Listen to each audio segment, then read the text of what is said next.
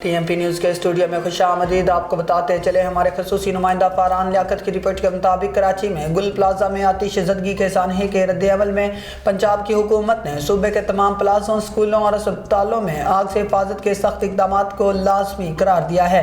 वज़ीर इत्तलात उस्मा बुखारी ने एक जामिया मनसूबे का ऐलान किया जिसमें फायर सेफ्टी SOPs को लागू करने के लिए 2 हफ्ते की डेडलाइन, बिल्डिंग ग्रेडिंग सिस्टम का तारुफ और जदीद फायर फाइटिंग टेक्नोलॉजीज जैसे ड्रोन और जदीद आलात की तैनाती शामिल है। इस इक़दाम में बड़ी मार्केटों और तजारती मराकज़ में 1142 जियो टैग फायर हाइड्रेंट्स नस्ब करना भी शामिल हैं ताकि हंगामी रद्द-ए-अमल को तेज़ किया जा सके।